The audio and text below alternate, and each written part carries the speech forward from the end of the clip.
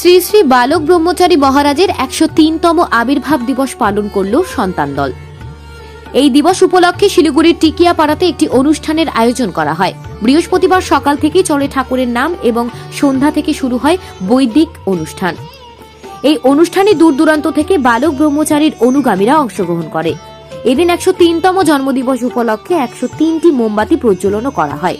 এই অনুষ্ঠানের মধ্যে দিয়ে ঠাকুর বালক ব্রহ্মচারী বাণী নীতি আদর্শ সকলের সামনে তুলে ধরার চেষ্টা করে তার অনুগামী সন্তান দল। এই অনুষ্ঠানে উপস্থিত ছিলেন বিজয় আইচ, অর্জুন সাহা, অরূপ কুমার মুখার্জি, আশিস বিশ্বাস সহ অন্যান্যরা। অরূপ কুমার মুখার্জি বলেন, এদিন অর্থাৎ 23শে কার্তিকে বিভিন্ন জায়গায় দিনটি সাড়ম্বরে পালিত হয়। রামনারায়ণ রাম। আজ আমাদের পরমারাধ্য গুরুদেব জন্মসিদ্ধ ঠাকুর শ্রী শ্রী বালক ব্রহ্মচারী মহারাজের 103তম আবির্ভাব দিবস আমরা কর্মী দিবস রূপে উদযাপন করতে চলেছি। আজকে আমাদের সকালে প্রথমেই ঠাকুর শ্রী শ্রী বালক ব্রহ্মচারী মহারাজের দেওয়া মহাকাশের মহানাম রাম নারায়ণ রাম সংকীর্তন আমরা সারাদিন ব্যাপী করেছি। এরপর আমাদের এই বৈদিক সঙ্গীত অনুষ্ঠান চলছে।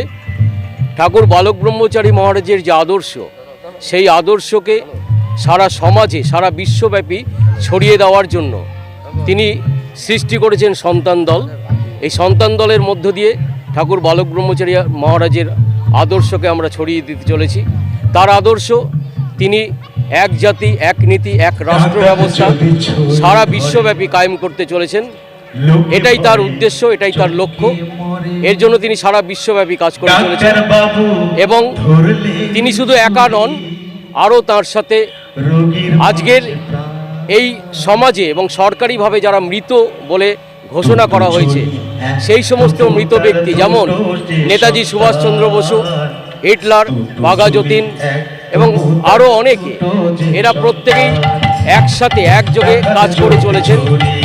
ঠাকুর বালক ব্রহ্মচারী মহারাজ তার অচিরেই আগমন ঘটবে এবং 1993 সালে একটা প্রোপাগান্ডা হয়েছিল, সরকারিভাবে তাকে মৃত ঘোষণা করা হয়েছিল, কিন্তু সন্তান দল দাবি করেছে ঠাকুর বালক ব্রহ্মচারী মহারাজ আজও জীবিত এবং সশরীরে তিনি কাজ করে চলেছেন। সরকারিভাবে 1993 সালে 56 দিনের দিন তার দেহকে সরকারিভাবে পরীক্ষা করা হয়েছিল, যখন তিনি নির্বিকল্প সমাধিতে ছিলেন। কিন্তু দুঃখের বিষয়, আজ পর্যন্ত সেই সরকারি রিপোর্ট সরকার বাহাদুর আজ পর্যন্ত জনগণের কাছে প্রকাশ করলেন না। আমার নাম অরূপ কুমার মুখার্জি।